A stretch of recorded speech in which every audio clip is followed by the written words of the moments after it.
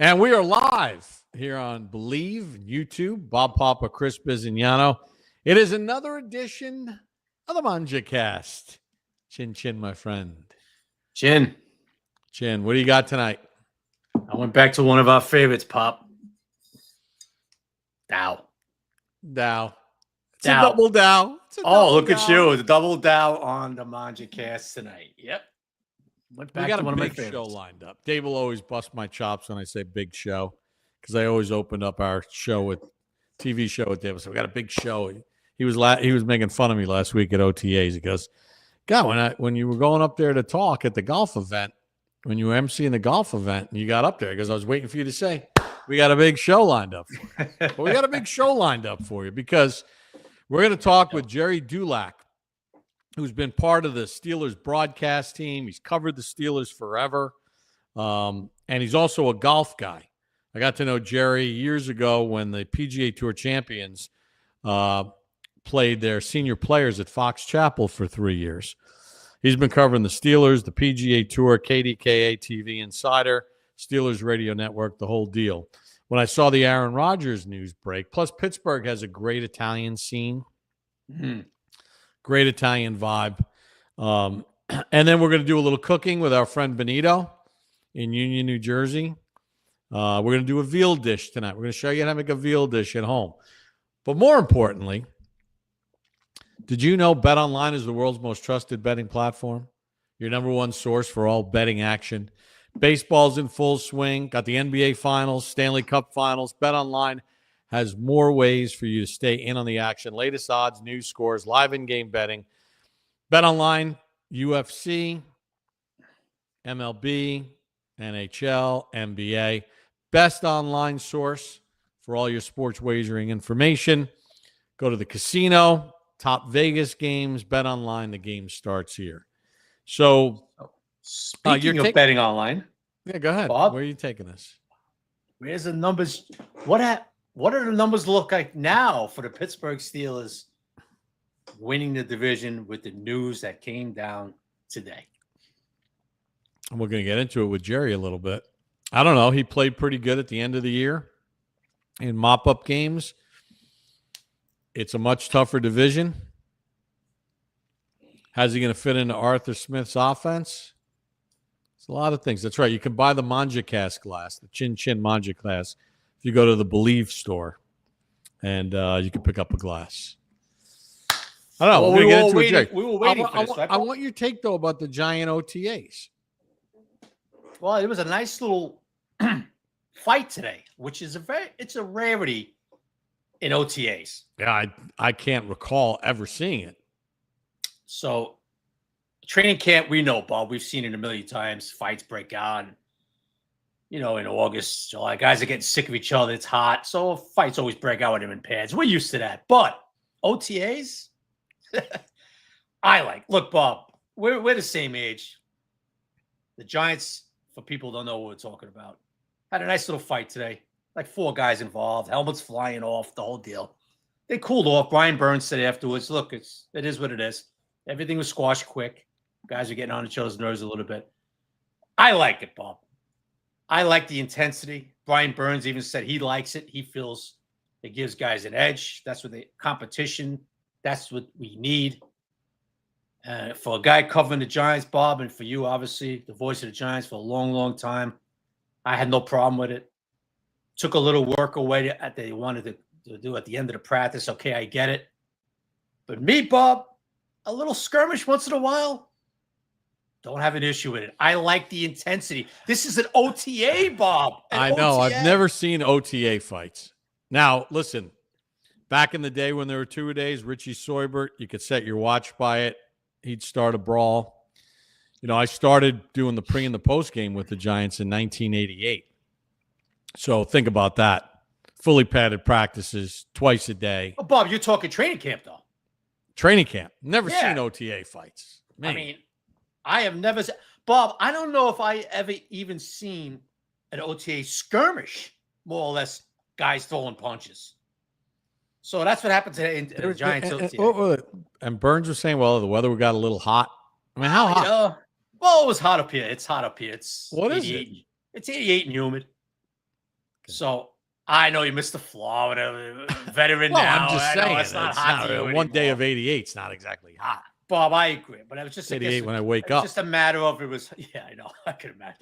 It was just a matter of it was hot out there, and guys were going at it a little bit. I liked it. I don't have a problem with it. Nobody got hurt. For this Giants team, I feel it's something. I shouldn't say necessary, but let's get a little edge. Guys are coming off a 3-14 season. Everybody's showing up again for OTAs. Guys want to wash that bad taste of last season out of their mouth. I don't have a problem with it. But like we just said, Bob, for an OTA, this was a rarity. And something that you don't ever see. But the intensity, I saw it last week too, in the first media access OTA. It was pretty intense out there. They were going at it pretty good. Yeah, Bob, you were there. That's right. You were on the sideline. You saw it. They were going at it pretty good for an OTA. So I like it. This training camp, I'm sure there's going to be a couple of brawls, maybe. Donnie Brooks, that's going to have to, Dable's going to have to step in and say, listen, guys, we got to stop this. We got to get to work. But being sort of an old school guy like myself, and I know Bobby with me on this, nothing wrong with a little skirmish, some fist throwing, flying here and there. Yeah, I mean, listen, Dave's will make sure it doesn't get out of hand. Sure. Shane Bowen talked. Giants only had 15 takeaways. He says that's got to improve. I keep my little charts, pass plays of 30 or more yards, runs of 20 or more yards allowed. Giants were bad in both categories offensively, with the exception of the Indianapolis game. They gave up 20 runs of 19 or more yards. Can't do that. Because teams are in third and short, which is why teams were cashing in against the Giants on third downs. So, I mean, a lot of it's obvious, right? You can't win in the NFL if you don't take the ball away. Now, if everything goes according to plan, then we got a situation. Tough to win in the NFL if you can't stop the run too, Bob. Yeah, I mean, hang on, Gerry Dulac is texting me. I'm gonna send Jerry's contact information to Lindsay while we're talking here. But if you can't get that scenario of being able to turn teams over and reduce possessions and allow long runs, yep. I mean, you're dead in the water. And I think one of the reasons why I think the Giants are going to should be better offensively this year is the fact that they should be much better defensively, which means you get some more 3-and-outs. You give the offense some more opportunities. Win the field position game. I think those are important things for them. Oh, absolutely. Absolutely. What do you think about the quarterbacks? Well, look, you see what Russell Wilson does well, right? And that's where Russell throws the deep ball well. And you've seen that already. You're seeing how aggressive Brian Dable wants to be this season, even when James is in there. A lot of deep passes, even when Jackson Dart is in there. So the Giants want to be aggressive down the field this year. They feel they have a quarterback that's what he does well. And we all know that, Russell Wilson. Besides just the moon ball that people sort of like, oh, he just throws it up there. And yeah, at times last year, George Pickens, he did throw it up there and Pickens came down with it. But that's what Russell Wilson does well. So, and as far as Jackson Dart, well, he's going through some periods where he looks really well, and other periods he has some picks. But he's a rookie, man. He's going to have bumps in the road. And some of these, I see some things on X already. Oh, Dart gets picked off, tried to force it in. Well, Bob, you know this. Training camp at OTAs, Brian Dable tells his quarterbacks, go ahead, take a shot. Force it in the tight window. All that stuff. So don't get crazy over. I see people on X, some of the reporters and stuff, some people, oh, he's throwing 2 picks. Relax.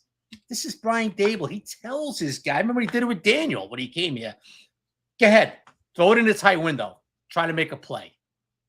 So, but look, Jackson he's showing the arm. He's showing some of the touch in the deep balls. He's showing the athletic ability.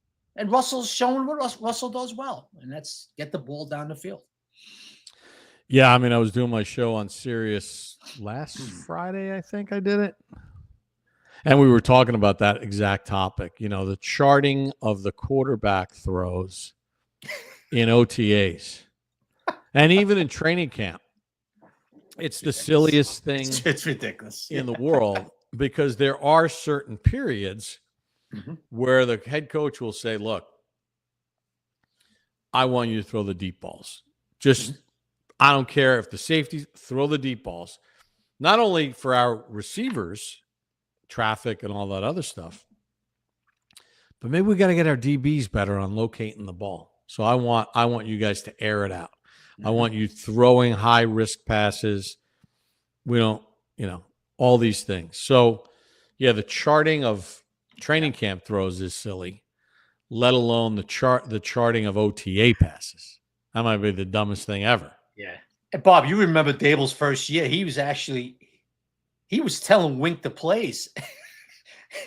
Do you remember that? And he wanted to see the quarterback. In this case, it was Daniel Jones. He wanted to see the decision making. He wanted to see how quick he reacted. And Wink's defense knew what was coming.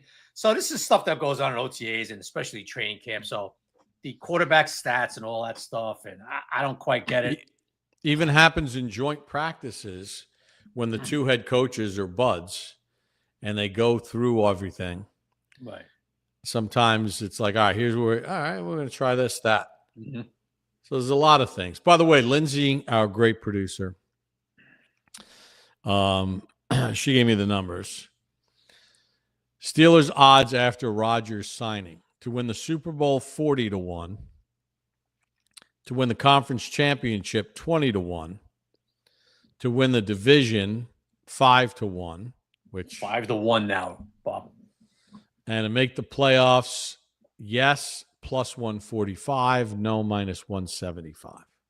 5-1 to win the division, Pop. It was probably what, 35 or 4 or 25 or 30-1 before today.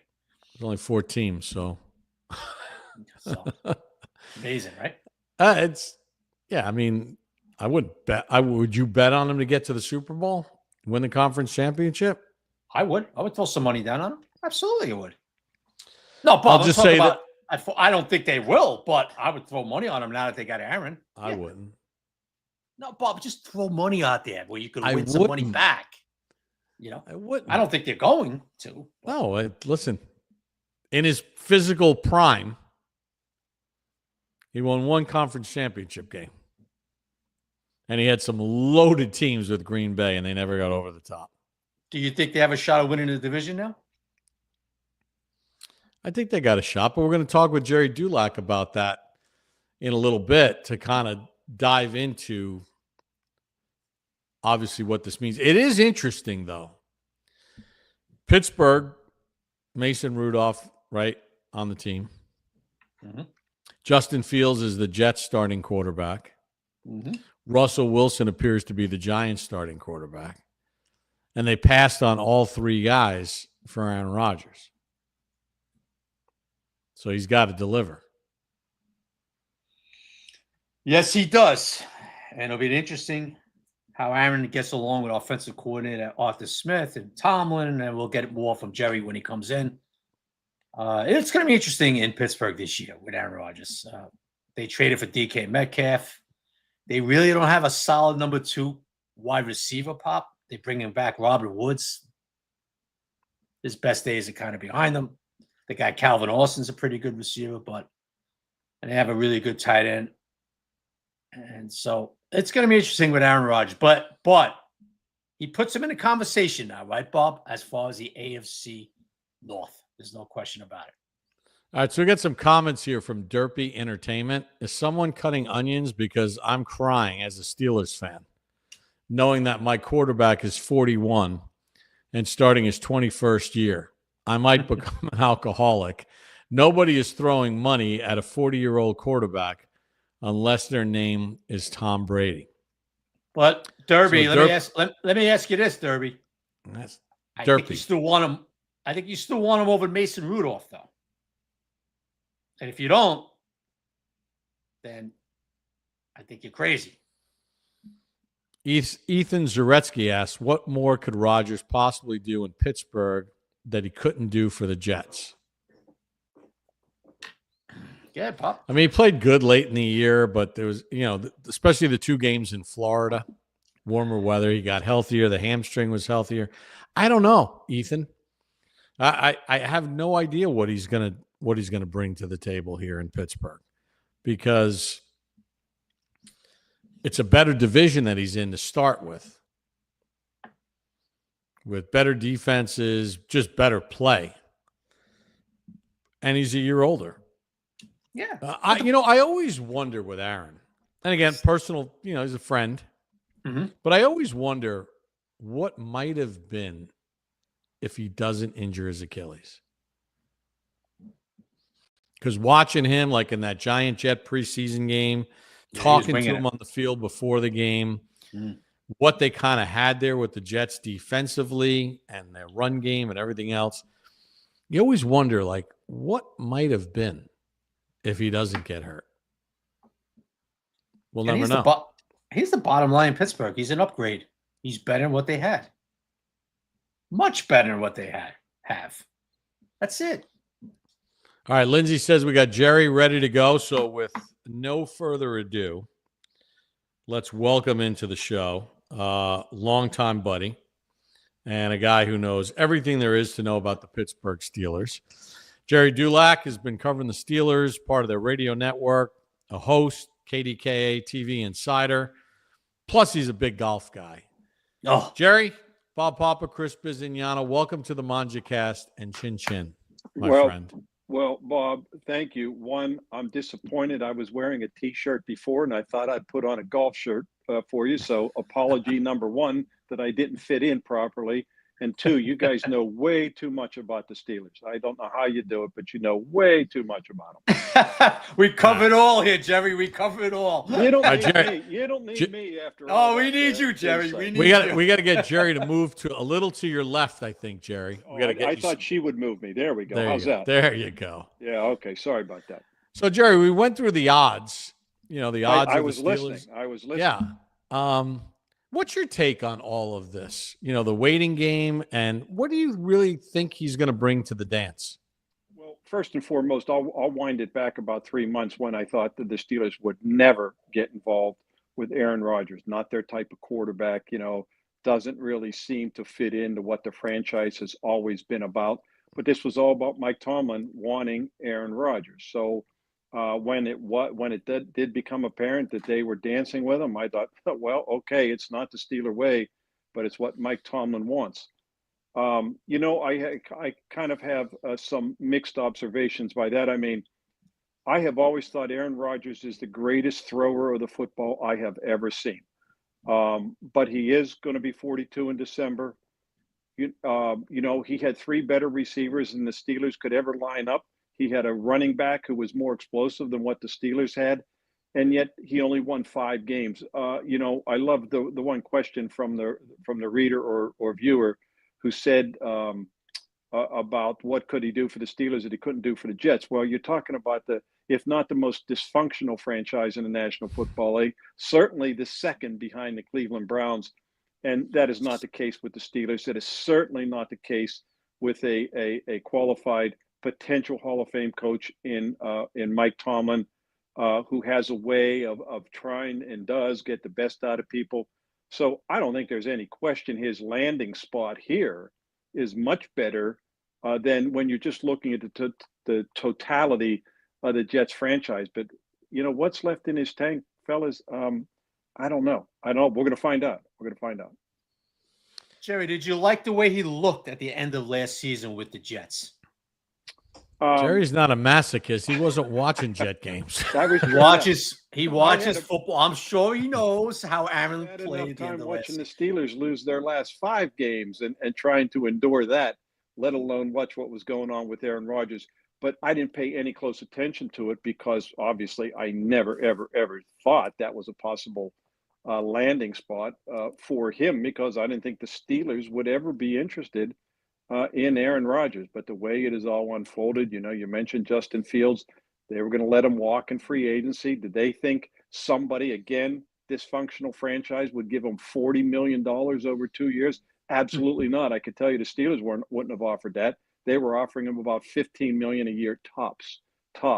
And of course, the Jets guaranteed, I think, all of it, or certainly $30 million of it. And then they really weren't interested in bringing back Russell Wilson, which was a surprise to me. But I think a lot of it had to do with philosophically the differences he had with Arthur Smith. It is not. I think people misunderstood that. It wasn't like that Arthur Smith didn't like Russ or vice versa. I just think the way Russ wanted to play and what Arthur Smith wanted to do with him late in the season started to clash. Ironically, that came about after the Steelers put up 44 points in Cincinnati, and Russell Wilson outdueled Joe Burrow. But whatever it was that they disagreed on, and I have a rough feel for what it wasn't going to mesh. And not that Arthur Smith has say over what's going to happen there, but I think his desire to not work with Russell Wilson, again, certainly was a big factor in the Steelers not bringing him back. Russ wanted to come back right to the very end. Even when the Giants made him an offer, he reached back out to the Steelers. Are you sure you don't want me? And they were moving on, and he signed with the Giants. Well, it's interesting because our Giants audience probably wants to hear more, but I want to keep it to the Pittsburgh audience first, because we got a lot of Steelers fans that have weighed in the comments section here. If Russell Wilson and Arthur Smith didn't see eye to eye philosophically, one of the problems with the Jets was the relationship with Nathaniel Hackett, who, flamed out as a head coach. A lot of people think that Denver hired him to be the head coach because they thought that Aaron Rodgers would sign with Denver. He wound up staying in Green Bay and then later on goes to the Jets. And that's his guy. And they kept running what he wanted to be run. How do you see this being any different than the Russell Wilson situation? Bob, I really don't, because you're talking about a 41-year-old quarterback, let's face it, who does things his way, and understandably so. I'm not sure, fellas, there's a better quarterback at the line of scrimmage than Aaron Rodgers. So he's going to take a look at what he sees, and I don't think he's going to give a hoot what the play is called. If he needs to change it, he's going to change it. And that's part of what got, caused the kind of, I want to call it a rift, but some of the headbutts between Arthur Smith and Russell Wilson. And so, yeah, I don't think it's going to change. I always remember the great story that Tunch Ilkin once told me, my dear late friend. He said, in the final game of Terry Bradshaw's at Shea Stadium, ironically, Bradshaw with the bad elbow comes in, throws 2 touchdowns, and Tunch goes over to him on the sideline. He goes, hey, Brad, because Bradshaw came in winging the ball, bang, bang, bang down the field twice, 2 touchdowns, hurts his elbow, comes out of the game, and Tunch goes over to him and on the sideline during that, and he says, hey, Brad, I thought the game plan was to run the ball. And Bradshaw said to him, he goes, Tunch, old boy, I'm a gunslinger, not a mailman. And that's Aaron Rodgers. I don't think Aaron Rodgers is going to be a mailman. And so I'm not sure it's going to be any different, Bob. We'll see how it plays out. I will tell you this, because I think you guys brought it up just a little bit earlier. When he came in for a visit, I will tell you Arthur Smith really enjoyed the visit and is really looking forward to working with Aaron Rodgers. Gerry, was there any doubt in Pittsburgh that Aaron Rodgers was coming in? Not amongst the Steelers. That's the reason why they were, quote, waiting. People say, why are they waiting this long? Because they have believed all along that he was coming. And, it turns out to be the case, barring something unforeseen. So, yeah, they felt all along that was going to be their guy. And that's why they waited. They brought Mason Rudolph in to be his backup a backup, but his backup. 2 years, $8 million. That's not starting money. That's backup money.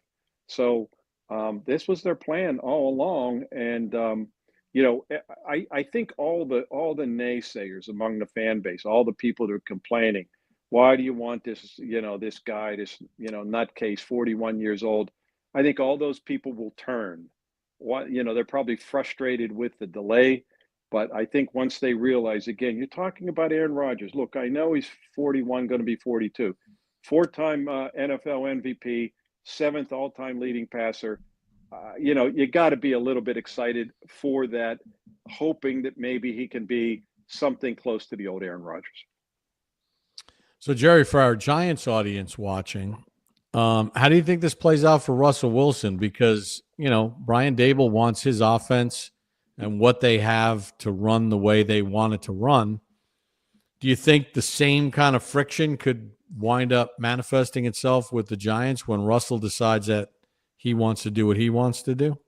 Bob, when you look back at some of Russell Wilson's recent history, everybody saw the way he got along with Sean Payton and what happened there, the way Sean Payton gave up on him. And not that Russ had any problem with Mike Tomlin or vice versa, best I can tell.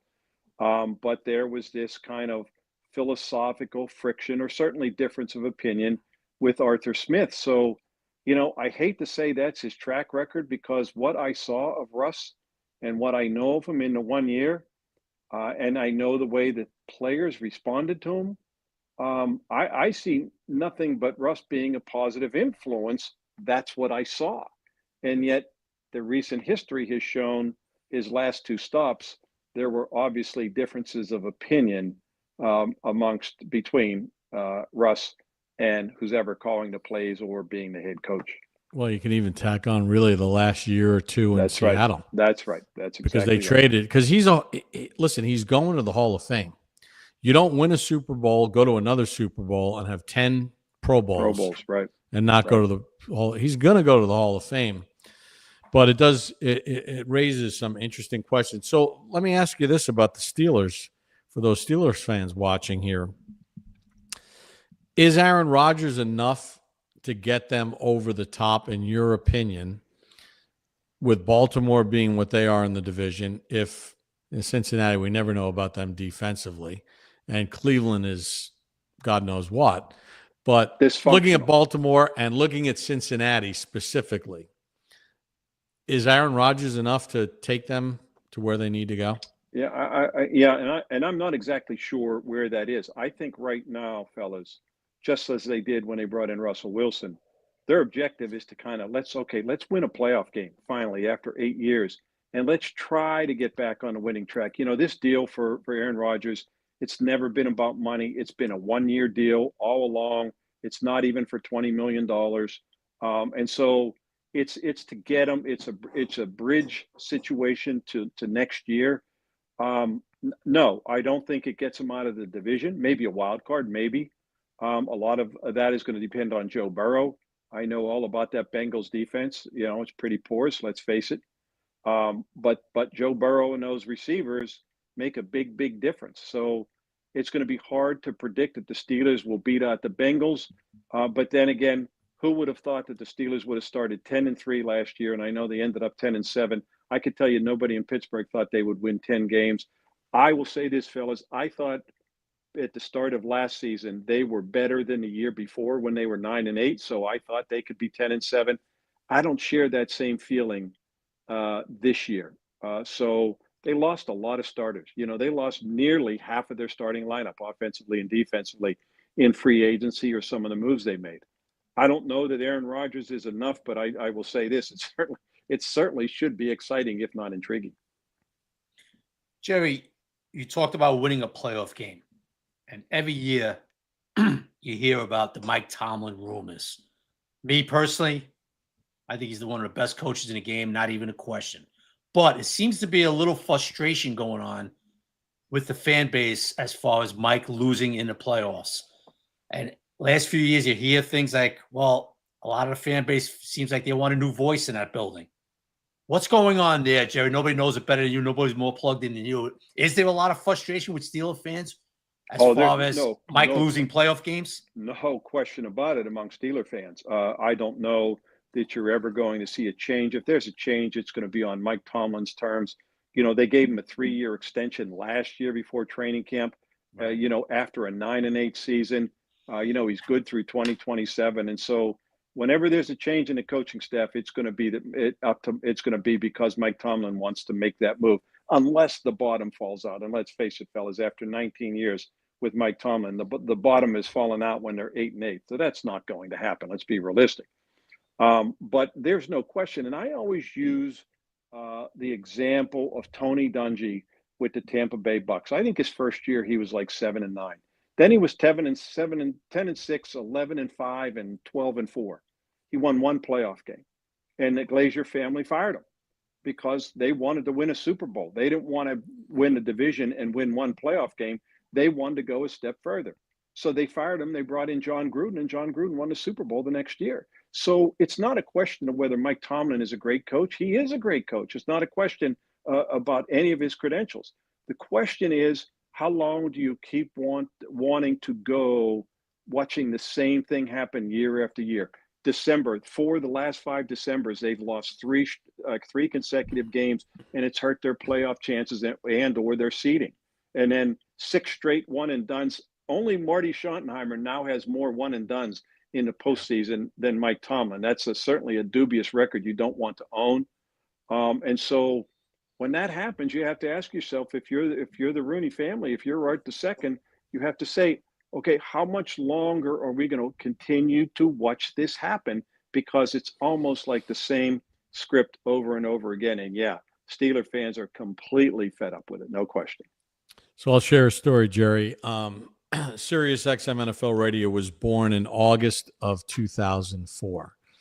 And we were very heavy with phone calls. And I remember I was on the air day one when it launched and taking phone calls. And Steelers fans, one thing about Steelers fans I give them credit for, they call whether they win or lose. Right. There's a lot of other fan bases. When the team's doing great, we hear from them. Cowboys fans and Steelers fans call come hell or high water, good or bad, they are loyal. So it was interesting. We would take these phone calls, and Steelers fans absolutely wanted Bill Cowher fired, right? We went to this. He got us to a Super Bowl. We lost. We lose every year in the playoffs to the Patriots. And then in 2005, again, and everyone is just screaming about Bill Cowher. It's time to get him out of there, bring back Chuck Noll, like whatever. Pittsburgh remained patient. And what happened? They win Super Bowl 39, was it? Super Bowl 40? 40 in the 2005 season. Most organizations would have run the guy out at that point because you can't keep losing. And they lost the home playoff game, AFC Championship game to Brady. Bledsoe comes off the bench. All of that stuff. But Pittsburgh, and I say the same thing about Tomlin. He's gotten you to 2 Super Bowls. He's won you one. He's gotten you to another. You never have disaster seasons. It's hard. What he's done. It's incredible. But it's also not easy to replace the guy. And they're looking for the replacement to Ben Roethlisberger, and they're searching. And look at all the franchises that don't succeed. But Tomlin's kept their head above water while looking for the next Roethlisberger. And with basically an average talented lineup. They have a couple stars, but all in all, they're not the most talented roster in the league by far. And, to your point about Bill Cowher, he had 3 straight missed playoff seasons, and probably any other ownership would have fired him. But the Steelers didn't, and that was 98, 99, and 2000. 2001, they come back. They're the AFC champions. They lose in the NFC title game, and then they started having their success again. Mike Tomlin, he's made the playoffs 4 of the last 5 years. So despite their playoff disappointments, they're still getting to the postseason. Yet the Steeler fans, who were just totally spoiled, think the sky is falling. And you have to remind them that, the Steelers do get to the postseason, despite all this, quote, what appears to be turmoil, certainly at quarterback. And yet there they are in the postseason year after year for the most part. Yeah, and listen, the New England Patriots and their run with Brady and Belichick, and now the Andy Reid Mahomes run, have diluted a lot of fan bases. I mean, these are special runs that these two teams have had. But then if you look at it, would you rather be a Steeler fan or a Browns fan?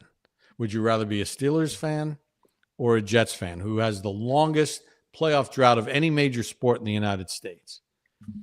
So I know the Steeler fans' level is Super Bowls, and even the Giants, as bad as this decade has been, they still won a road playoff game in 22. Right. They made the playoffs in 16. Now they've been garbage a lot of the time in between, but at least you got something. So for Steeler fans, just pump the brakes. Yeah, exactly. And what happens, fellas, is the old-time Steeler fans remember the 70s. 4 Super Bowls in 6 years. Let's face it, one of the most dominant teams in NFL history with that defense that would shut down anybody. And now the younger generation, they've only heard about that, but they think that okay, you're supposed to win playoff games all the time and go to the Super Bowl, and they lose sight of the fact of where this team is. Now, look, I'm not sitting here telling you even with Aaron Rodgers they're a Super Bowl team, because they are not. But they're trying to get to where they want to go. 10 wins last year. They were 10-3 at one point. 10 wins last year, and they're taking these small steps. They want to win more than any of these fans, as you guys well know. And they are certainly, Omar Khan is not afraid to make moves. You could see all the draft picks they're acquiring, and they want to try and get to next year and keep rebuilding. They'll never use that word, but they're retooling, resetting with some young players, and they hope.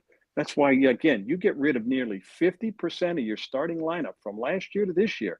That's a bold move. How many teams do that? And again, it was a playoff team. They are not satisfied where they are. Yeah, that's understandable. Like the 70s stuff is ridiculous because there was no free agency. That's right. There was not. I mean, the Steelers and Cowboys. What was it? Super Bowl 10 or Super Bowl 13, where almost every player that played in the game had started their careers with those teams. I think, wasn't it Preston Pearson was the only player that had played on another team, and it was Pittsburgh to start. It was the Steelers. Everybody else had only played for their teams, and you had the Dolphins and their 3 like that. That's over. That's over. All right, Gerry, you told me in a text. There we go. We're going to switch to a little golf now, Bob. Before we get to golf, we're almost there, Gerry. We want to talk a little bit about Italian food in Pittsburgh, because, listen, I'm from New York, business from New York, and we're very provincial about our food. But when you travel around, like Endicott, New York has this unbelievable Italian section with some great restaurants. Pittsburgh is another place that has some unbelievable spots. What's your go-to spot, Gerry, and your go-to dish? Well, I will tell you, my favorite Italian dish, if you will, is veal piccata. But the veal has to be pounded thin. If it's thick veal, I'm not interested. So if you asked me and said, if you had to order one dish, that would be the one that I would order. The place in Pittsburgh that a lot of the athletes, coaches like to go is a place called Alla Familia. And it's up in the Allentown section, not the greatest section of town, I will tell you.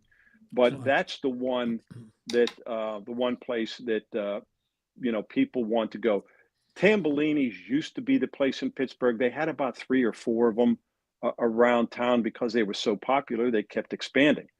But I think with the exception of one of them still in existence over on the east side of town, I think the other ones have closed. But Alla Familia tends to be the most popular Italian spot. And I'm trying to think, I just thought of it. My favorite place in New York was Il Vagabondo. Do you guys know it? Oh, yeah. Yeah. Was it still up? I don't think so. I don't think so either. That was my favorite place to go. And whenever I was in a city, and I was always there for the Big East tournament back when I covered basketball, that was always my must stop at least twice while I was there. So will you be in Jersey for the season opener? Oh, yeah, I'll be there, of course. All right. So here's what we're going to do. Okay. I'm going to set you up. It's going to be, what do you normally stay in Jersey City? Yeah, it depends. Sometimes we're at the airport. Sometimes we go to the Meadowlands, but we've been in Jersey City, sure. All right. So if you want an Uber, I'm going to set you up at a place in Union, New Jersey. Being Italian, there's not a lot of places I like to go eat because I can make it myself. And normally I cook on this show. But I brought Biz there with me. It's called Da Bonitos in Union, and it's from MetLife Stadium. It's maybe a 35-minute Uber. All Going right. Going which way, Bob? South.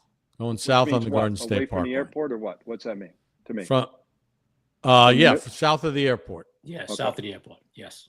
From the airport, it's easy. If you guys stay at the airport, actually, if you stay at the airport, Gerry, it's right there. It's 20 minutes. I tend to do that when I'm there, and then sometimes I jawn into the city. But yeah, go ahead. All right, so we're gonna send you to Da Bonito because we did some cooking episodes, and he makes these unbelievable veal dishes. There's a veal Carlo, pounded so thin, and then finished with this peas and artichokes and this, and he also does this veal chop thing. Lindsay, let's roll the video of me and Biz cooking with Senor Benito, and we're going to get Gerry there the night before the opener. Love to. You get up, but if I'm at home and I want to make a veal chop, go to my butcher. Yeah, they give me a veal chop. Do they butterfly it, or no? You just pound it. We butterfly it and then we pound it slowly. Okay. First, you have to butterfly. Look, this is that's why they call them elephant ears. Okay. And this He gets good veal, Gerry. He does not get the cheap stuff. I didn't think so. Me and Biz are in there I like hope you're watching this because you're going to kids. have to make this for the guy. And we need gloves for It's this. pretty simple, right? Egg, Yeah. breadcrumb. He uses a little bit of flour though to touch it, so that the egg and the breadcrumbs stick. And is he making the what you call it, the DiCarlo? Is that what you said it was? Well, no, this one is just a nice. Yeah, it looks like a Romano or something. Well, you can make this a piccata if you want, Right. because it's the standard technique. The Carlo is with Parmesan cheese instead of breadcrumbs. I got you. Yeah. So See, they do. Biz. They'll do veal française style, which is like a combo of piccata and Romano, and I'm a big fan of that as well. one of the things that he taught Biz and I, and you could do this at home, is everything is very lightly battered, so that you're not getting the puffy. It's Right. If you're in a restaurant, if you're doing this at home, you're going to have to be smart with your flour usage. Yeah, you don't put much flour at all. Yeah. Otherwise, you I can't. think Biz taking videos of this thing. Better off sprinkling on with your hands and then patting it. So you can We made control 3 veal dishes that night. Benito was so generous. But Gerry, I went there for the first time in 2000, and we cook a lot, lightly breaded here. and we cook Italian food at home. And so I don't like to go out and eat. Everyone always says, "Oh, you got to go to this Italian place; it's so good." And then I leave disappointed. But as Biz found out when we went to Benito's, it's like another level. You have to put more, otherwise you're not gonna- Bob, do you get to Indy much? So now Not what do we too do? often. We let this Yeah, set because in the I'm fridge? out there at Yeah, least we once a set year it in the because of the fridge, combine. we're ready to And go. there's a dumpy little Italian place called Iaria's. Iarias. Well, I used to And when I I was with stopped- the Nets. We used to eat there all the time. If I'm there for 5 And days, I you go have there. olive I go oil there in a twice. Stainless steel pan? And the Olive other oil? thing I've got turned on to there is grouper piccata, which is just tremendous. And it's just like I said, a dumpy little place, inexpensive, and the food is wonderful. Otherwise, olive oil is Oh my God, I've spent way too many nights with Billy Raftery and Oh, You he's mix one of the my oil for favorites. frying purposes. Iron Eagle. So he does not use pure olive oil. One of the keys to making sure it doesn't burn, Gerry. Do you cook, Gerry? Yes, I do. Not as much because I'm spoiled. My wife does now, but all my years being when I was single, yeah, I cooked. So he told us a little trick right there. He said, he has an oil bottle and he uses So one of the reasons why you put that butter 20% in there, olive you oil, baste it. 80% vegetable oil to make sure that it doesn't burn. No kidding. And they're making the veal Carlo in the other pan. Yeah. You're making me hungry watching this. Yeah. All right, Lindsay, can we fast forward through it a little bit? Yeah, Lindsay's going to get us through because we're doing the basting. Biz doesn't cook anything. I bet he eats it though. He does. I do eat a lot of it, though. Yes. But we were learning all these techniques that we could possibly use. And Benito was very generous. But Gerry, he's been a lifelong friend now for 25 years. No kidding. And I will not only make sure that you get a quality table, but I got your dinner. I got you covered. All you got to do is get me a table. But if you want to do that, that's great. But you don't have to do that, Bob. A table is fine. No, I'll get you covered. And if you're going to bring 20 people, then we got another story. I hear you. But yeah, this Biz, what was the thing that most impressed you about Benito's kitchen? How clean it was. Not even a question. Yeah, no kidding. You could eat off the floor. Jerry, you could eat off the damn floor. Really? It was incredible. Yeah. Right, Pop? Yeah.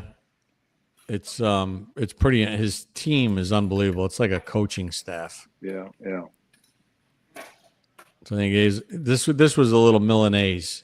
No, but you could turn that into a piccata. Oh yeah, absolutely, sure. Chopped a couple tomatoes for us, threw it on there. The team was right in sync, right, Bob? In the kitchen, everybody was in sync. Everybody. Looks like there were no philosophical differences. I was just going to say there was no Russell Wilson, Arthur Smith type differences there, Jerry. So that's the veal Carlo. So instead of using breadcrumb, he uses the flour, the egg, and then he uses Parmesan cheese. No kidding. And he lightly pan fries it. If you like veal piccata, I'm gonna have him make you some veal piccata, and then I'm gonna have him make you a little veal Carlo, because the veal Carlo is not on the menu. Oh yeah, right in those places. So they take fresh peas, a little artichoke, a little white wine, and boom, there you have it. Bob, not to change the subject, but while I'm watching that, and don't ask me why it dawned on me while I'm watching that. I did my weekly golf radio show every Thursday night. Yeah. So with the Open coming, I had Dan Hicks on, NBC's lead golf announcer, which I know you know. And then Jim Nance, who I texted the other day, called me friends. 20 minutes before the show and says, I can go on. So now I got to scramble. So Nance is on. So it just dawned on me that I have NBC's lead golf announcer on the show tonight. I have Jim Nance, CBS's lead golf announcer, on the show. And now I'm doing the show with Bob Papa, the lead golfing announcer on the Champions Tour. Now, where else can I find a trio like that, Bob? So, Jerry, I gather you want to start talking about golf. Let's go. I talk about it all the time. So whatever, it doesn't matter to me. No, listen, Angel Cabrera, who won his first 07 tournament earlier this year. Oh, yes. And then, right, correct. Then he won back-to-back majors, including a congressional a couple weekends ago to win the Senior PGA Championship, which gets him into next year's PGA Championship. Everybody talks about it till this day. Lanny Watkins talks about it. John Cook talks about it. Paul Azinger talks about it. I was with Jeff Sluman 2 weeks ago. His tee shot on 18 in 07 at Oakmont still might be one of the greatest tee shots ever. And not just 18, Bob, 15, the 500-yard par 4, he hit pitching wedge into that green. And, I was on a conference call the other day with some of the guys, and I'd asked this question when I was at the Memorial last week, that, Angel Cabrera wins in 07, a bomber. Dustin Johnson wins in 2016, a bomber. Now, I know you could go back, a few more years, but Bernie Els won back then, a bomber. So, is Oakmont a bomber's preference? And you would say, no, it's not. But when you look at who's won there, maybe it is. Maybe it is. But the Cabrera story, with the jail, the prison, and coming back and winning back to back, it's just incredible. I always loved Angel because I love the way the Masters shot on 18, the 72nd hole, when Adam Scott eventually won. And Adam Scott had already celebrated, if you recall, on 18. He thought he won it. And Cabrera, in the raindrops, hits that shot from the fairway, and he starts walking after it and talking to it in Spanish, and he just stuffs it about a foot, and he makes it, and they go to a playoff. But just the way he stalked that ball after he hit it and walked up the fairway, talking to it through the raindrops, I just thought was one of the great scenes that I remember from all the Masters I've been at. Gerry, you've had a chance to play a lot of places over the years, and I will maintain this. I was very fortunate when the Senior Players was at Fox Chapel, John Mahaffey, who won his PGA championship at Oakmont, was generous enough to have us out there for a couple of years and play. And Bob Ford, who was the head pro, the first time we went, knew that Mahaffey was coming. John really didn't play golf much anymore. In fact, he rode the last 9 holes not playing, but he gave us a walking history of his final round in the playoff with Tom Watson and Gerry Pate. But Bob Ford set the pin. He told the ground staff to set the pins that day to where the final hole locations were the year Mahaffey won. And it's the hardest golf course I've ever played in my life. And Wingfoot West, when it's in tournament conditions, is a damn hard golf course because of the rough. Right. But I think Oakmont is the hardest golf course humanly to play. I don't think there's any question about it, Bob. And, you mentioned Wingfoot. I had this conversation today with Dan Hicks, and we were talking about U.S. Open venues. It started about difficulty. It's what brought up Wingfoot. But I said to him, and I'll throw it by you too, only because I always like to throw it by people. If it were up to me, and there was a 5-course rota for the U.S. Open, similar to what they have the British Open, my 5 courses would be Oakmont, Shinnecock, Wingfoot, Marion, and the Olympic Club. Now, the Olympic Club's no longer kind of affiliated, if you will, with the U.S. Open. They're sided now with the PGA. But if I had to pick 5, and I know I'm leaving some out, those would be my 5. But I'm a big fan of Wingfoot, and I love Marion. Shinnecock's just tremendous. I still think Oakmont, no water, no trees, is the hardest golf course in the country. See, I'd put Pebble in there. Yeah, I know. That's right. That's why I say it could be very argumentative. And I was a 21-year member at Baltusrol. Yeah, and Baltusrol's great. So I told Curtis Strange my 5, and he said, I'd agree with you, but I'd throw Oak Hill in there. And I go, naturally you would, because that's where he won. But the Country Club, you can name a couple others. I like those old, historic venues. When they went to Erin Hills and they went to the other place. That's why I'm not a big fan of Bethpage Black. I know everybody's in love with the golf course, and I hate to say this to maybe your New York audience, but to me, it's a pig roast with a golf course because it's in that state park. And when I went there the first time, I thought, this is the U.S. Open venue, because I'm just used to those historic old-time golf courses. And so Bethpage Black will never register high on my list, only because of where and how it sits. And to me, they tried to create history. And I know they're doing it little by little. The Ryder Cup's going back there. That ought to be something with that audience after what happened last time.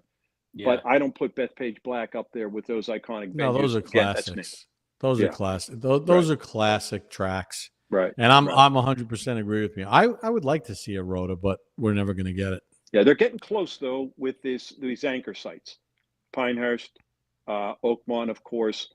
Marion, to a degree, they have a couple long-term, and Pebble. So they're kind of getting close, just to something similar to that, but obviously not totally. Come on, Biz, you play golf every day you can. Gerry, next week, the U.S. Open. Bryson DeChambeau, you feel this course really fits what he does? Well, and that goes back to what I said earlier about, is it a bomber's golf course? I look at what he's done. Obviously, he's become a no pun intended, a major presence on major leaderboards. 5 of the last 6, he's finished in the top 6. Back-to-back runner-up finishes at the PGA. He's won 2 of the last 4 U.S. Opens. To discount him on this golf course just because of Rory and Scotty Scheffler is not the thing to do. I'm a big fan. I was there last year. I love what he does for the game. He's the one player that the PGA Tour wishes they had back. Because of what he brings to the game, the young audience that he brings. Let's face it, his YouTube followers, you guys should know this, millions of followers on YouTube, his engagement with the fans. Yep. And, there's just something about his, quote, scientific approach to the game, his tinkering, always trying something different that most people scratch their heads and think, what is he doing? Including bulking up and then trimming down and, getting the 200 mile per hour plus ball speed. I just think he's fascinating. He's fascinating to watch. He's fascinating to listen to. And we're starting, we're seeing it, in a major way now on these big time leaderboards. And, that's tough, fellas, because he's only getting 4 cracks out of the year playing on the Live Tour. but he's doing it. And you have to give him credit. Jerry, I got to ask you something. Go ahead. Bob. Go ahead, Biz. Yeah, Jerry, me and Bob disagreed on this last week. Not disagreed, but we had a different opinion on it. Philosophical differences. Sort of like that, yeah. We were like the Arthur Smith. We were like the Arthur Smith Russell. He's Russell Wilson. I'm Arthur Smith. So I feel, Jerry, Roy McIlroy, after he won the Masters, and he completes the Grand Slam, that he's just not going to have that same oomph anymore to when he continuing on. And he kind of said that today. He goes, yeah, I got to get myself up for these tournaments now that I completed the Grand Slam and all that. Bob was like, no, I don't see that in him. How do you feel about that? Yeah, I'm kind of with Bob in that regard, but to your point, because you know him a long time, Jerry. Yeah, I could see the emotion. I could see the emotion. You mean Bob or Roy? Yeah, Bob. I could see the emotional letdown like that we saw at the PGA because after, as we know, it wasn't emotion or joy. It wasn't the thrill of victory or the joy per se that when he just collapsed to the ground. It was the sense of relief. That after all those disappointments, all the pressure that was on him, let's face it, there isn't a golfer in the world that had more pressure on him to win a tournament that Rory had to endure. So to finally do it, it wasn't the completion of the Grand Slam. It was finally winning the Masters. So I think it's only human nature that it's going to be hard to bounce back after that. But, we heard Paul McGinley after, they were getting a little giddy. Paul McGinley thought he might win the rest of the majors this year. Padraig Harrington, his countrymen, started predicting 10, 15, 20 major victories.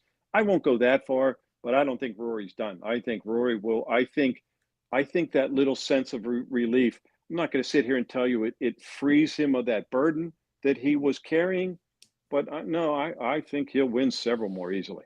No, and that was my point, Jerry, to Biz. I think it frees him up in majors, and I could see Rory adding another Open or 2 Open championships and picking off a PGA or something. He's going to add some more majors. Yeah, he's too talented not to. He is. Now, Spieth, on the other hand, I'm not sure he's ever going to win the PGA. Bob, I'm not sure he's ever going to win again. And I say he'll win. He'll go to John Deere and win. Maybe, but you know what? You see what happens with him. It's not even 2 steps forward, 1 step back. It's 1 step forward, 2 steps back. And that happens during a tournament. And maybe it's because I'm such a big fan and I know what he brings to the game outside of Tiger playing and now Rory. Nobody, maybe Phil did. Nobody moved the needle like Jordan Spieth because everybody loves this guy. And, the way he plays. And you want to see him win again. And I know he did just a couple weeks ago. But he seems so uncomfortable on the golf course. Yeah, he'll probably win again, but I'm not sitting here to tell you he's going to win any major anytime soon. Watch now, they said that. Watch him win the U.S. Open next week. I just don't see him winning again for a long time. I don't see it at Oakmont because I don't think he hits it far enough to miss fairways that he's going to miss. I think that's a problem. Yeah, the 5-inch rough. Let me tell you, having played it 3 weeks ago, it is just brutal. Oh, and look at you, you're an aristocrat. Well, especially if I'm going to go eat at that Italian restaurant, and you're going to set up a table for it. I get a kick out of these guys. So Rory was playing in a private party there on Monday. Patrick Cantlay was there, Schauffele was there, Adam Scott was there.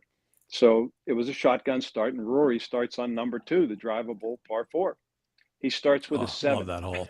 Yeah, he starts with a 7 right off the bat. Adam Scott hits every fairway on the front, shoots 3 over par.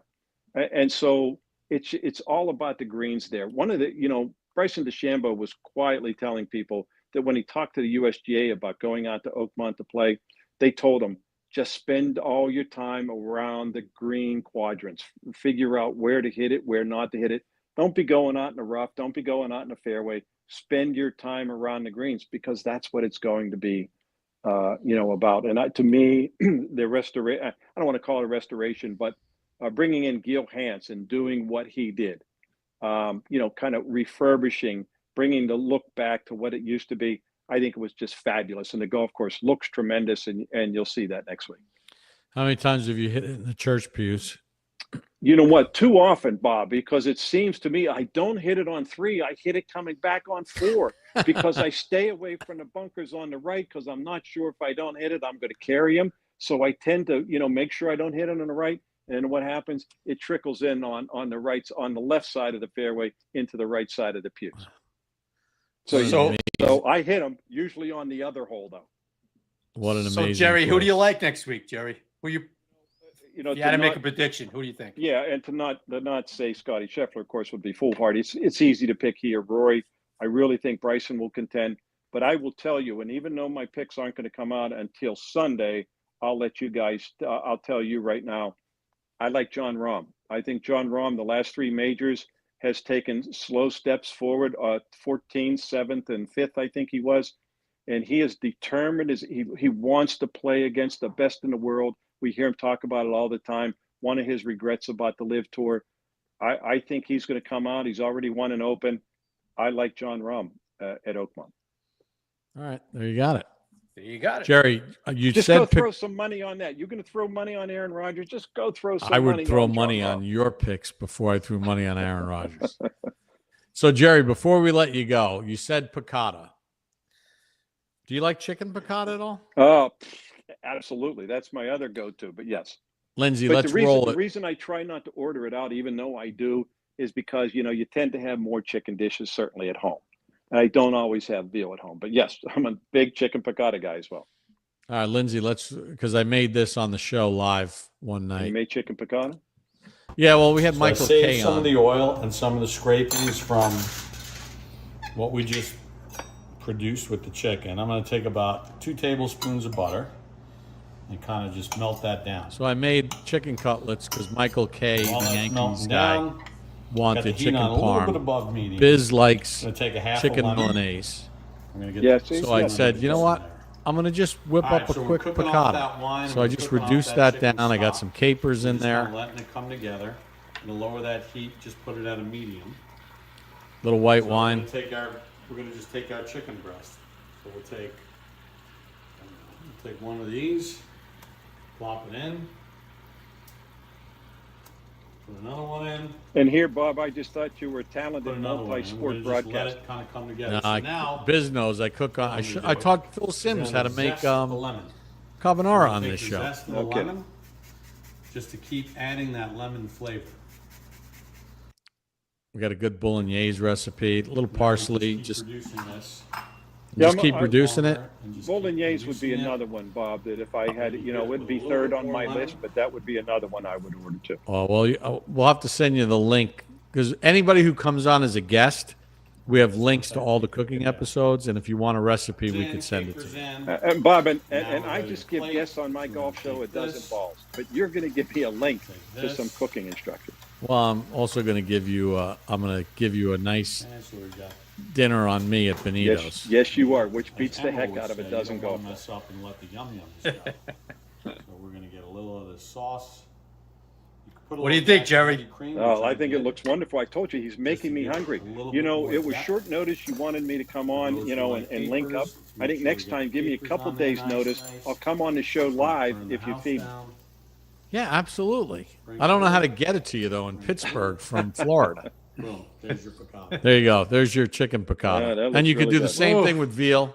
Just Right. pound. But as Right. Benito said when we were in the kitchen, we didn't show it in the episode. You lightly pound it. You pound it thin, but you don't beat it up. Because Did he say why? Yeah, because if you hit it too hard and you start whacking it, it creates like all these tendons and stuff. So to make it thin, you lightly pound it, and you have to take some time to do it lightly so you don't damage the meat. Interesting. Gerry, cannot thank you enough, especially on short notice. I don't know if I enlightened you guys, but you certainly enlightened me. Of course you did. And from what I understand, unbeknownst to me, you're going to be on my Sirius XM NFL radio show. Morning. Is it tomorrow morning we're doing it? Friday morning, 8:35 a.m. Eastern. Me and Bill Polian are hosting the show, and you're coming Bob, on. I agreed to that time because at 10:50 I'm supposed to tee it up. It's the only way I keep my sanity. Fox Chapel? never would. But you mentioned Fox Chapel. If you remember during those Players Championships, Tom Watson called it one of the hidden gems in the country. It's fantastic, Fox Chapel. I missed that place. And what was that place up on the hill that overlooked the Field Club? Oh, wow. Is that what you're talking about? Yeah. The Field first Club. tee was high up on the hill, and you looked out in the distance. You saw like a church, a chapel out there. Oh my God! It's one of the most gorgeous views ever.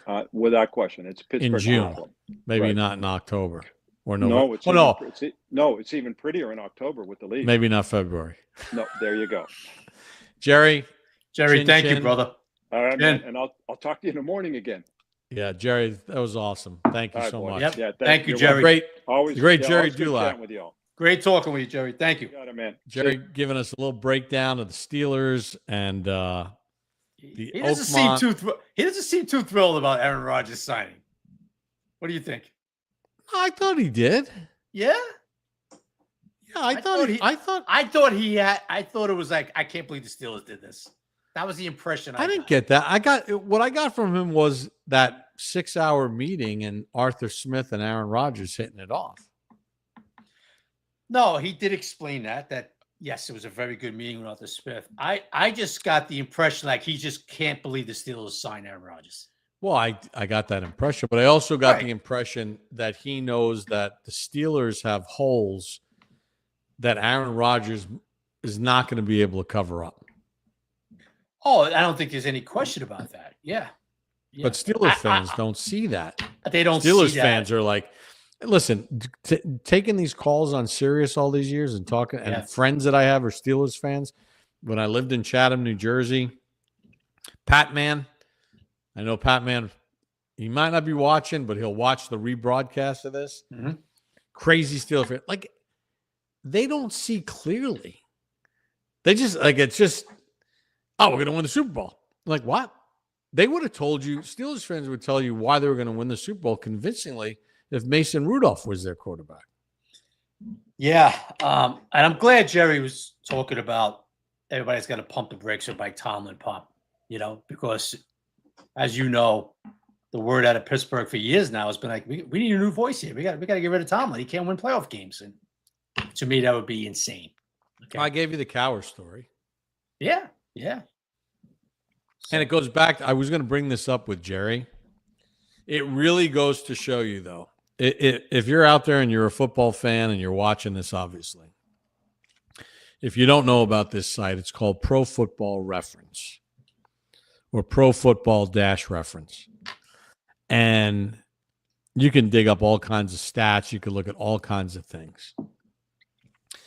And if you type in Mike Tomlin and you look at his coaching resume and his wins and losses, and you look at his playoff wins and his playoff losses, and you take Sean Payton and you match them up, they're almost identical, other than the fact that Tomlin took 2 teams to a Super Bowl, Payton only took 1 team.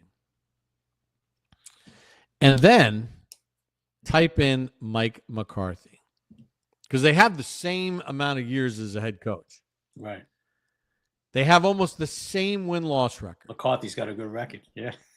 No, it's exactly the same within a game or two. And people talk about McCarthy like he's never won a playoff game. Like his name is Stanley. Like his playoff record is almost identical. The amount of division titles, the amount of loss, everything, him, Payton, and Tomlin. So when you say Tomlin and you say Payton, Sean Payton, you say Hall of Fame coaches. And then you say Mike McCarthy. And it's like, Mike McCarthy. He stinks. He's got the same friggin' resume. And by the way, yes, he only went to 1 Super Bowl. But who did he beat in the Super Bowl? Mike Tomlin. Mike McCarthy needs a new PR man. I agree. He has the same resume as the other guys. If you said to anybody on the street, Mike Tomlin, a Hall of Fame coach, I guarantee you 9 out of 10 NFL fans would say yes. Sean Payton, Hall of Fame coach? Yes. I'm going to say 8 out of 10 would go, oh, yeah, won a Super Bowl, Drew Brees. They kind of lost some playoff games, but won a lot yes, of games. He's a Hall of Fame. You say Mike McCarthy? they'd laugh at you. Mm-hmm.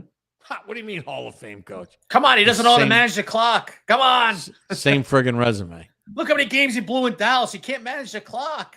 I would like to have Mike McCarthy on the Manjacast because it looks like he likes to eat a little bit. Yeah, I would say so. Hey, let me ask you this, too. I'd like to have him on just to give him his props. I agree. For being underrated. We got to make that happen somehow.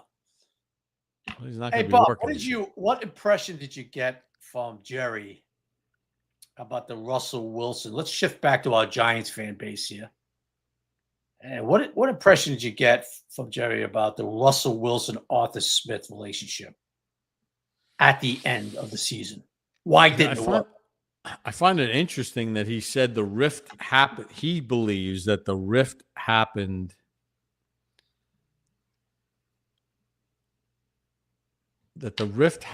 in a game in which they scored 44 points.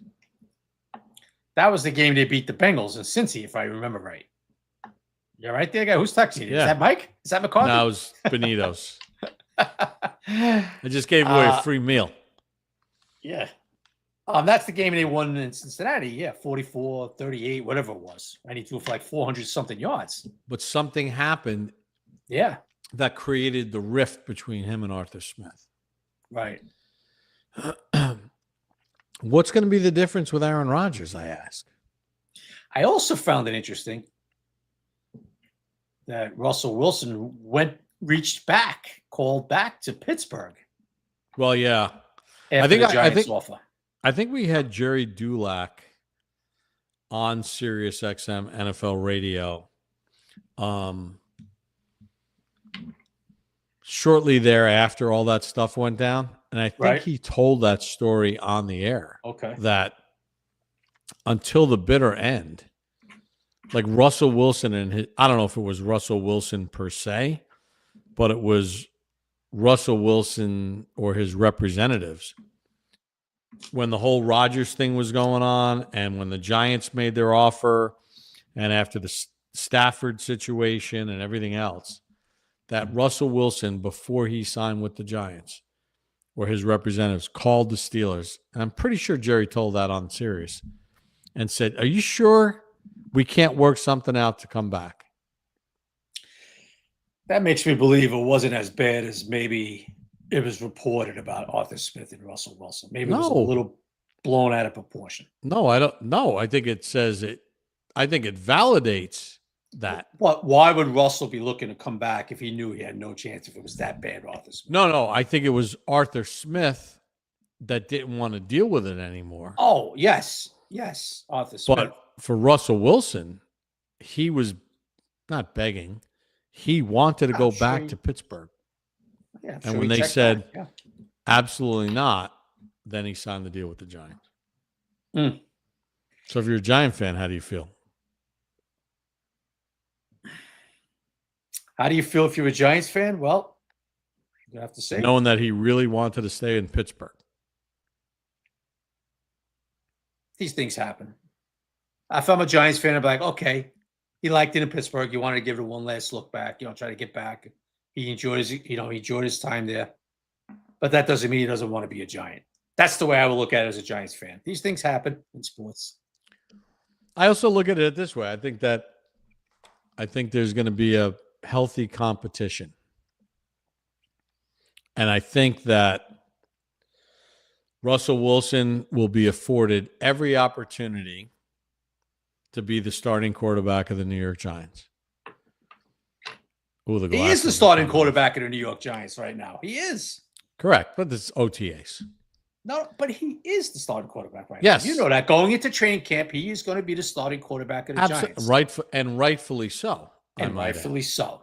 Yes. However, because Russell Wilson is the starting quarterback of the Giants, and rightfully so, going into OTAs and definitely going into training camp, as a great two-time Super Bowl winning head coach once said, I reserve the right to change my mind. Bill Parcells. You could still hear him saying it, looking right at Vinny Dutrani. But Bill, you kind of said, I reserve the right to change my mind. This is like 1988, 89-ish. I'll never forget that. I reserve the right to change my mind because you're the head coach. I think Russell Wilson is the starting quarterback of the New York Giants, but he's got to carry the water through training camp, whatever preseason he participates in or not. Who knows how the hell that. But he's going to have to win the job in order to be the starting quarterback of the Giants. You agree or disagree? I agree with that 100%. It's not his job where you could have a mediocre camp and all that stuff. Because in my opinion, we talked about this, me and you, Bob, I firmly believe that Brian Daboll wants Jackson Dart to win this job. He wants Jackson to be the quarterback game one in Washington. See, you and I differ on this a little bit. I don't necessarily believe that per se. Okay, go ahead. But I believe that in order for Russell Wilson to be the starting quarterback of the New York Giants, he has to prove beyond a reasonable doubt throughout all of training camp, whatever joint practices they have, whatever games he may or may not play in, to say at the end of the day, he's right now the best quarterback on the team. Right. If they both have the same type of camp, and now why I'm saying this, everybody, is because I've been reporting it. You just see the two OTAs that I've seen, and you see Jackson getting some reps with the twos, sprinkled in with the ones a little bit, and then we'll know more as we move along the process. But they have the same type of camp where they both play. Basically, they both look pretty good, Bob. Okay? Do you feel that, like you just said, the right to change his mind? Do you feel Daboll would go with a Jackson Dart? If it's relatively even? If it's relatively even. I think they'll go with Russell Wilson. You think they go to Russell Wilson? Okay. I believe so. Especially with 2 division games on the road to start the year. Okay. And to not put tough expectations on the kid. Now, and let me ask you this. If they go 0-2, hopefully they don't do what they did to Eli and just say, oh, we're 0-2, even though it wasn't Eli's fault, and just throw Daniel Jones in there. Hopefully they'll be patient. Because you got a primetime game against Kansas City for your home opener. Right. So let's just nice and easy. And a very tough Charger team the week after. Yeah, so that's if it's even. Paul, let me ask you this. Ask me. Jackson Dart has a very good camp. Brian Daboll feels he is ready to take over this team in week one. Who do they move on from? Do they move on from Russell Wilson and keep Jameis? Well, they signed Jameis to a 2-year deal at backup money. So Jameis came in already understanding he's probably going to be the backup. I don't think Jameis ever walked in the door and said, I could be the starting quarterback of the New York Giants. It's a good question. I got to let that percolate a little bit. You started to give me the 5-second delay there for a second. Well, no, it depends on how is Russell Wilson. Like, just Jackson wins the job. Daboll, look, Jackson's Daboll's guy. We see. Well, how does Jameis look when he gets his chances? Jameis is going to be the backup. No, but how does he look? He looks like Jameis. He looked great one series. Next series, he throws the wrong jersey. Let's just say he looks like Jameis. Okay? But, no, I think if Jackson Dart winds up being the starting quarterback of the Giants, one of the 2 veterans will not be on the opening day roster. Okay. Right. I think it will be Russell Wilson, which. Yeah, because Jameis came knowing what the deal was. And Russell, I don't know if it'd be the best thing to have him around. Well, if he gets beat out by Jackson Dart when he was projected to be the starting quarterback, that means he didn't play well. I don't know. It's all speculation. Look, By the way, it's all Lindsay, speculation. But what all I'm okay, I'm sorry. Lindsay needs sleep. Okay. No, go ahead. Finish your No, thought. all I'm I was going to saying say is something funny. all I'm saying is the narrative is out there around this New York Football Giants team is that it's going to be Russell Wilson, no matter what. Week 1, he's the veteran. Jackson's going to sit behind everybody and learn in the 2025 season. And all I'm saying is, I'm not sure about that narrative. I think it's a meritocracy. But Bob, you read the social media, you read the beat it's report. idiotic. Everybody thinks they're just going to sit Jackson behind Russell and learn for a year. I don't agree with that. That's how I'm going to sign off. It's a meritocracy. It's a meritocracy. He has not earned the right with the New York Football Giants to have a subpar training camp, preseason, whatever, and not play well, not perform well on a daily basis, to be gifted the job. Eli Manning earned that right. Kerry Collins earned that right, taking the Giants to an NFC Championship game. Mm-hmm. Jeff Hostetler earned that right. Phil Simms earned that right. Russell Wilson hasn't earned that right. He's got to earn that right. He doesn't get rubber stamped. Heck, Daniel Jones got the Giants to the playoffs and won a road playoff game. He earned that right to maybe not be that great in the preseason of 23, which wasn't that great in the preseason of 23.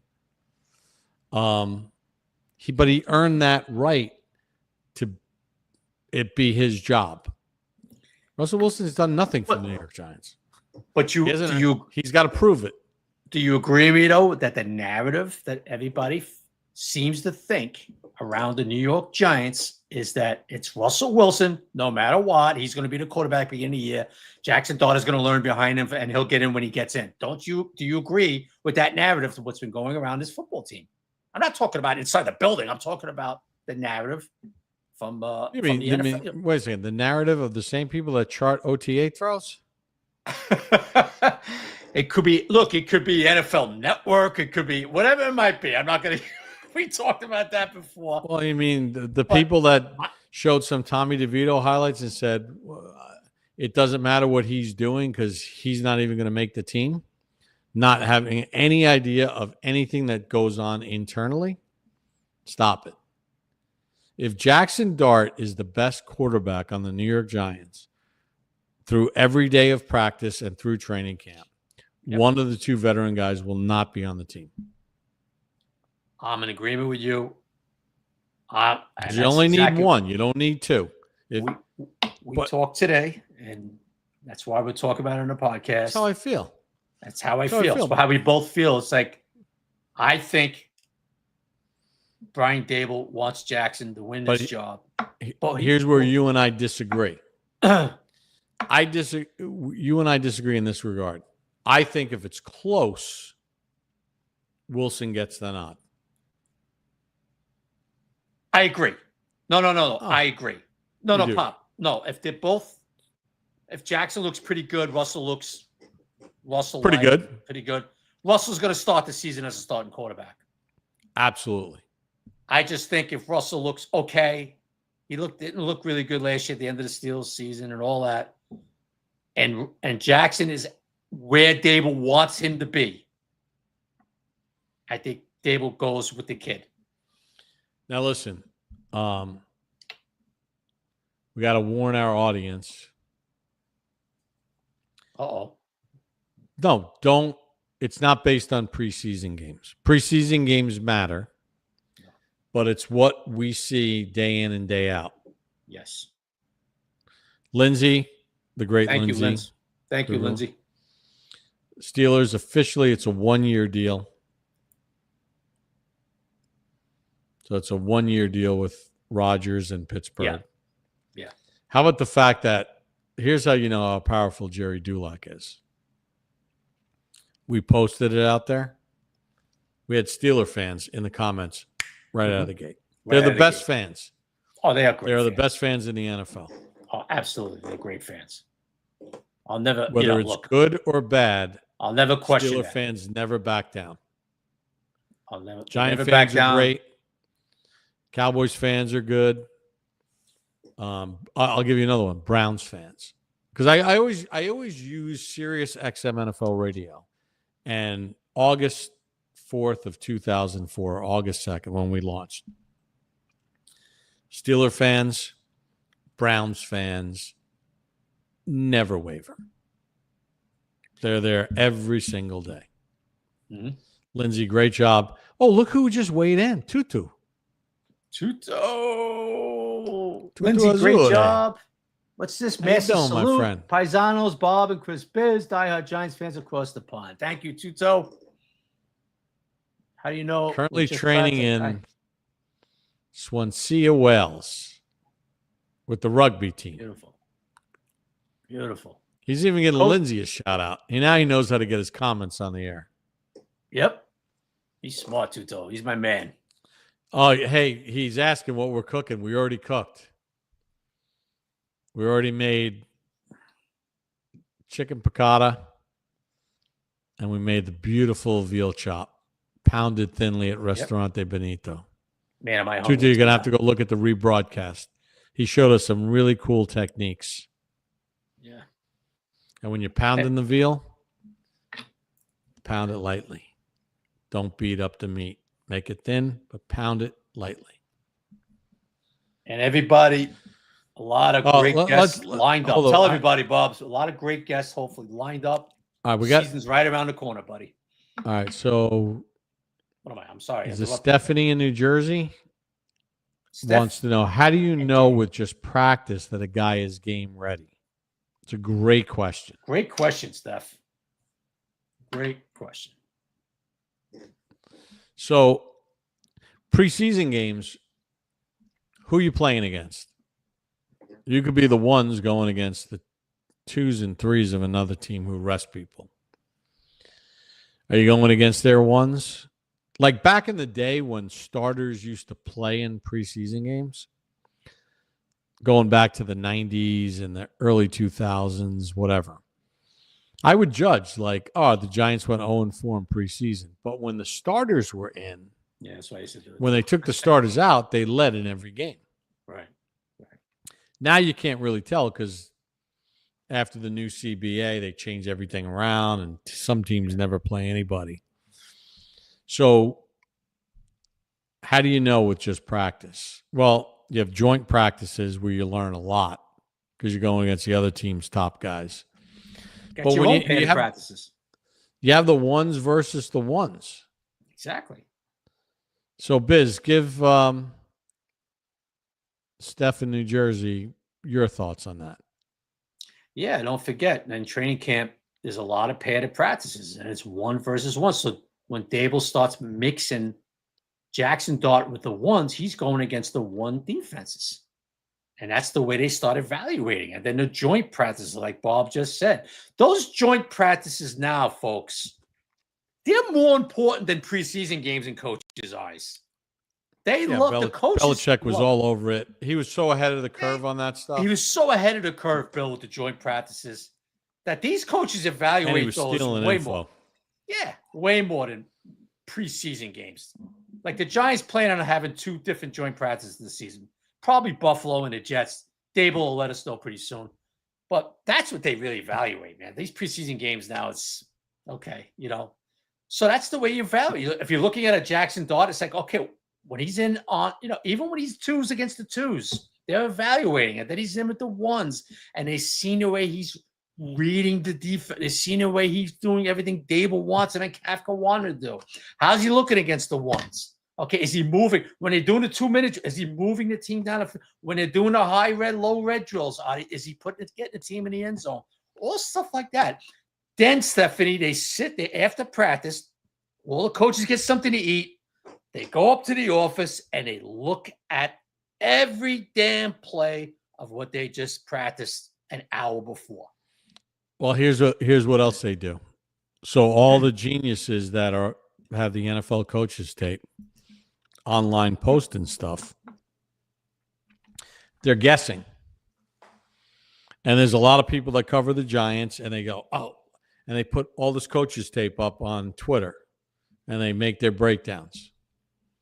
But the one thing that they don't know, just like in the draft, you don't know what the interview process was like. You have no idea what the character research is. And you have no idea what the medical is. Everybody, that's why the draft boards are all different. Same thing. And there's a lot of guys that cover the Giants that, break down film, and they break down good things on the internet. But here's the one thing, Stephanie. If you don't know what the call is and you have the call sheet, and Phil Simms taught me this years ago, you can watch coaches tape and you could say, oh my God, he missed this. Oh my God, look at that. Oh my God, look at this. You don't know what the call was. You don't know what the progression was. You don't know what the quarterback was taught. And it's not one size fits all, because certain offenses key on certain things. So you're sitting there and you're going, oh my God, he missed this. How could he not see that? Unless you know the call. Right. And unless you know what their progression is. Right. Now, that could mean it's a flawed progression. It's a flawed schematic concept.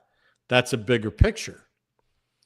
But you can't, these guys do these film breakdowns, and there's a bunch of them out there that I follow, and I hear them talk about this stuff, and then I'll talk to Dable about it privately, and they'll be like, yeah. He goes, no, the read here was this. This was the thing. This, boom. So what looks like an error on social media with someone looking at coach's tape based on their opinion might not be what the call was.